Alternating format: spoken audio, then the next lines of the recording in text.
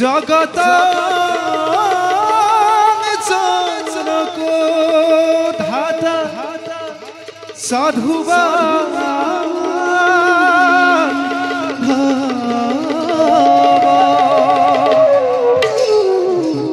ৰাগহীন ধৰা তাৰ একটা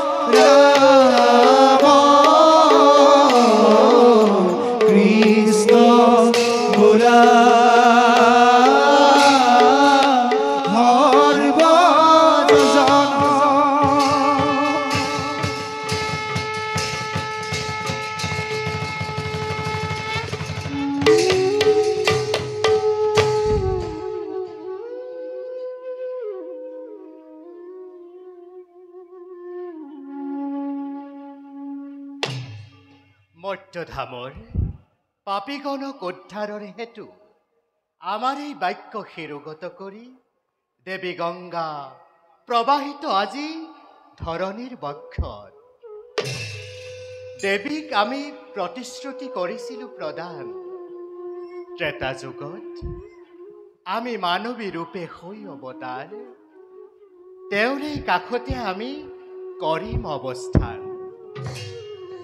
দেৱীক দিয়া প্ৰতিশ্ৰুতি ৰক্ষা কৰি অযোধ্যাৰ মহামানী দশৰথৰ গৃহে জন্ম লভিম আমি শ্ৰী ৰামচন্দ্ৰ। লক্ষ্মীও বিদ্যমান হ'ব সীতা ৰূপে কাষতে আমাৰ। এইবাৰো ৰাম ৰূপে দুষ্টক দমি শান্তি ধৰ্ম ধৰা ধামত স্থাপিম আমি।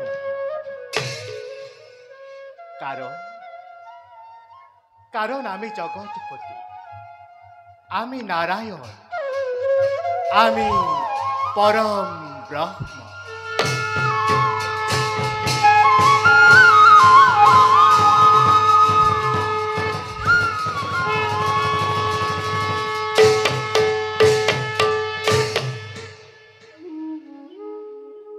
এবে যাওঁ কাম চক্ৰৰ গতিকে নিয়ন্ত্ৰণ কৰি আপোন কৰ্তব্যত সংগ্ৰহৰ।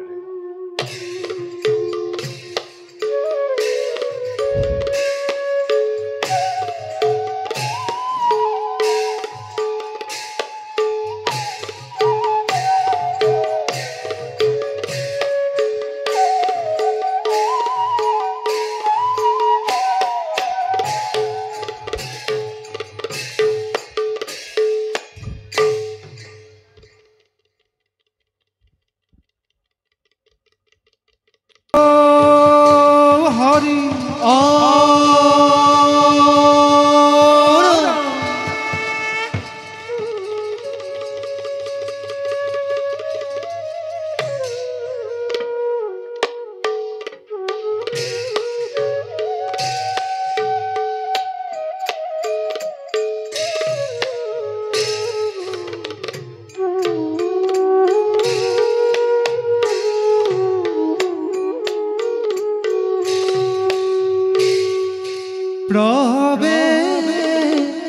প্ৰবেশিলা সভা মাজে ঋষি তপোধন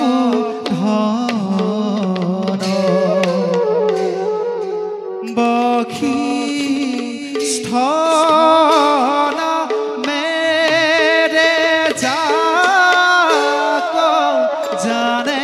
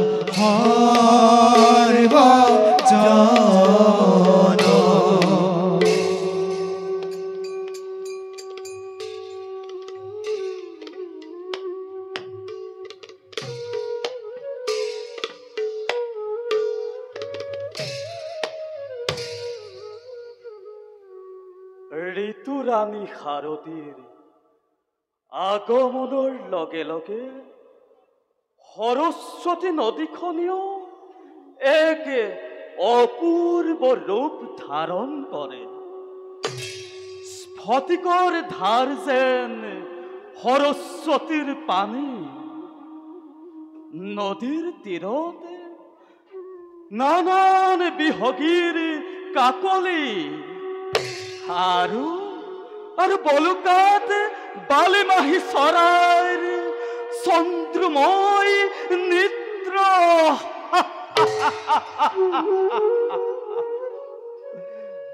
নদীৰ সিপাৰৰ বিজুবনৰ পৰা ভাহি আহে নানান জন্তুৰ সন্মিলিত ধ্বনি। হে প্ৰভু, তোমাৰ কি যে বিচিত্ৰ লীলা, অদ্ভুত সৃষ্টি।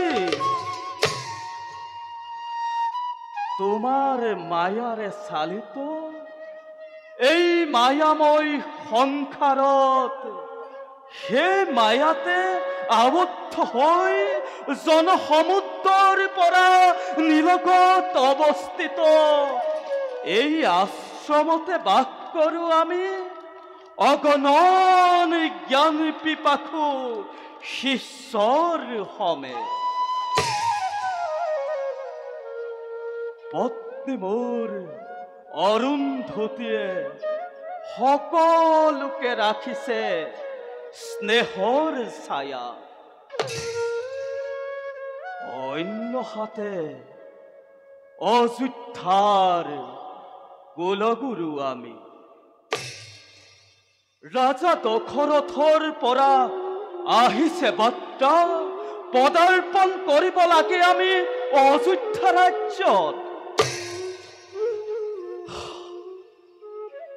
এৰা বহুদিন যোৱাই নাই আমি অযোধ্যা নগৰে।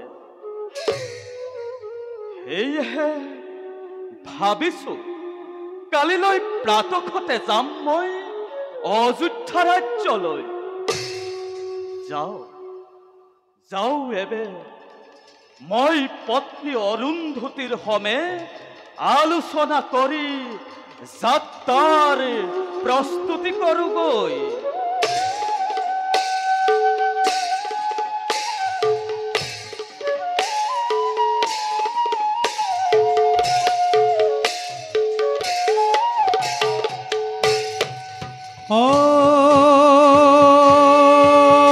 হরি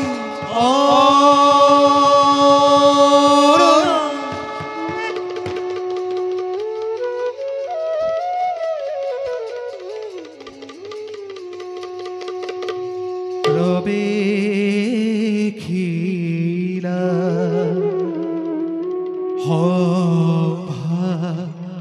মাঝে দশরথ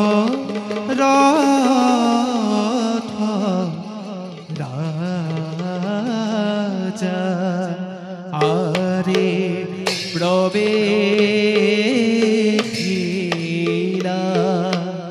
সভা মাঝে দশরথ রাজা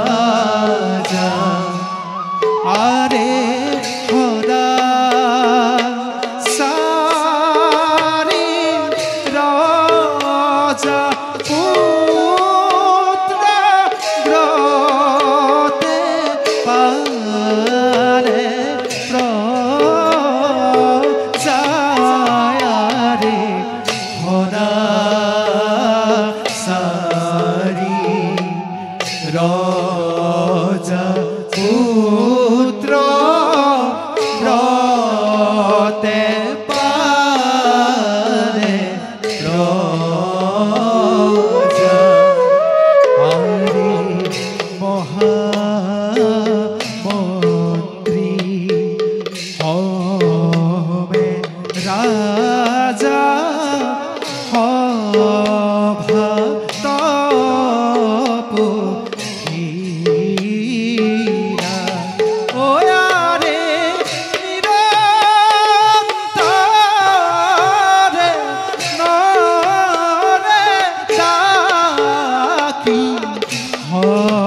হরি হরি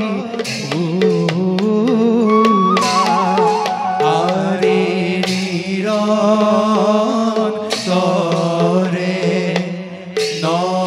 নরে ডাকি হরি হরি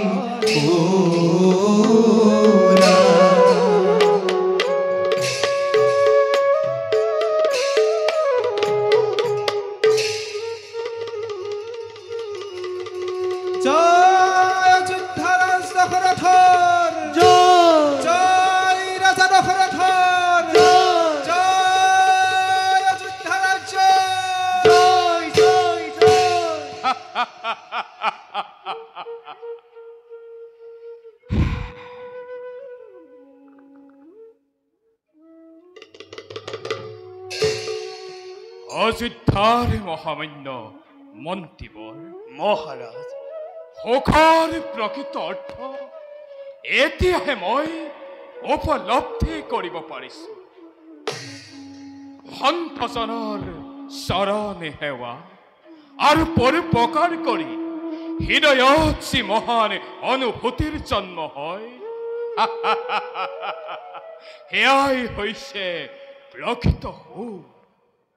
মন্ত্ৰীবৰ মহাৰাজ এই সুখ সৰগীয় সুখতকৈও উচ্চ আৰু মহিমা মণ্ডিত হয় মহাৰাজ। জানে মন্ত্ৰীবৰ মহাৰাজ যে বিশ্বাসেৰে অযোধ্যাৰ সাধাৰণ প্ৰজা আমাৰ নেতৃত্বক অন্তঃকৰণেৰে কৰিছিল স্বীকাৰ, সেয়া যেন মই কিঞ্চিত মান হ'লেও আস্থালৈ ৰূপান্তৰ কৰিব পাৰিছো। এই ক্ষেত্ৰত আপোনাৰ মতামত কি মন্ত্ৰীবৰ? মহাৰাজ শুনিছো সন্তজনৰ মুখে অহৰ নিশ জাগৰণীয় লোকহিতং মম কৰণীয়। আনৰ হিত সাধনৰ অৰ্থে ব্যয় কৰিব পাৰো যদি জীৱনৰ অমূল্য সময় মন্ত্ৰীবৰ তাতেই লাভ হয় জীৱনৰ চৰম প্ৰাপ্তি। অন্যহাতে মহাৰাজ মন্ত্ৰীবৰ সূৰ্যবংশী ইক্ষাকুকুলৰ নৃপতি হিচাপে যি অনুকৰণীয় আদৰ্শ আপুনি কৰিছে প্ৰতিষ্ঠা, যুগে যুগে ভৱিষ্যতৰ সন্ত সমাজে আপোনাৰেই গুণানুকীৰ্তন কৰিব নিশ্চয়। মহাৰাজ মন্ত্ৰীবৰ সন্মুখত আপুনি মোৰ আৰাধ্য ঈশ্বৰ, কৰো মাত্ৰ আপোনাৰ আদেশ পালন আৰু কৰো এই জন্মভূমি চৰণ বন্দন। মন্ত্ৰীবৰ মহাৰাজ আপোনাৰ উচ্চাসিত বাণীত অন্তৰত মই আজি লভিছো প্ৰেৰণা। কিন্তু মন্ত্ৰীবৰ কওক মহাৰাজ। ৰাজকুমাৰসকলৰ শিক্ষা গ্ৰহণৰ সময় আহি হল উপস্থিত, সেয়েহে ভাবিছো মন্ত্ৰীবৰ মহাৰাজ ভৱিষ্যত চিন্তা কৰি পুত্ৰগণৰ শিক্ষা প্ৰদানৰ বাবে নিমন্ত্ৰণ জনাইছো কুলগুৰু বশিষ্ঠ দেৱক। হয়তো গুৰুদেৱ আহি পাব অচিৰে এই অযোধ্যা নগৰে। মহাৰাজ দুখ হলে ক্ষমিব আপুনি। মোৰ মতে ৰাজকাৰেঙৰ বিলাস আৰু বৈভৱৰ মাজত ৰাজকুমাৰসকলে জ্ঞান অৰ্জনৰ বাবে নাপাব উপযুক্ত পৰিৱেশ। গতিকে মহাৰাজ কুলগুৰু বশিষ্ঠ দেৱৰ তপোবনে হ'ব তেওঁলোকৰ বাবে জ্ঞান অৰ্জনৰ উপযুক্ত স্থান। আপুনি একেবাৰে যুক্তিপূৰ্ণ কথা আগবঢ়াইছে মন্ত্ৰীবৰ। মহাৰাজ তেন্তে তাকেই হওক, কুলগুৰু বশিষ্ঠ দেৱক অৰ্পণ কৰি মোৰ চাৰি পুত্ৰৰ সমস্ত দায়িত্ব গুৰুৰ আশ্ৰমে শিক্ষা লভিবৰ বাবে অচিৰেই দিম বিদায়। হেবে মন্ত্ৰীবৰ মহাৰাজ বলক আজিলৈ ৰাজসভা ইমানতেই ভংগ কৰা হওক। বলক মহাৰাজ। বলক মন্ত্ৰীবৰ।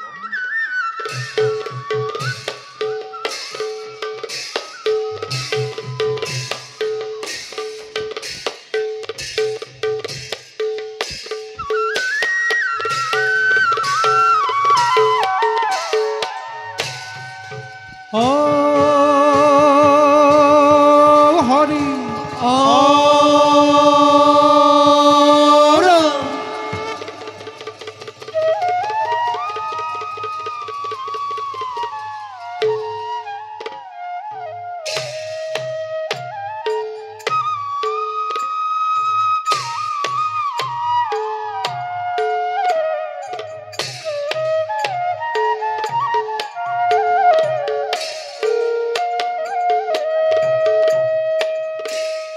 প্ৰবেশিলা সভা অযোধ্যা কুমাৰ আনন্দিত মনে চলে আশ্ৰম ভিতৰ চলে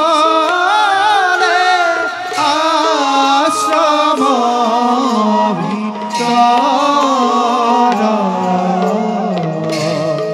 আনন্দিত মনে চলে আশ্ৰম ভিতৰ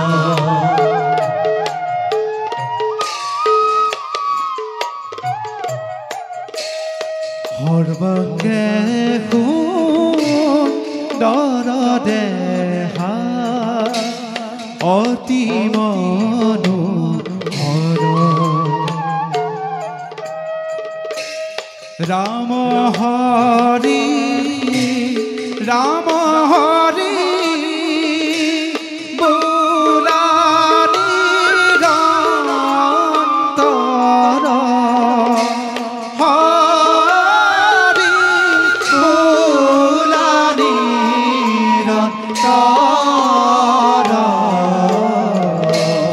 ৰাম হৰি ৰাম হৰি বোলা নিৰন্তৰ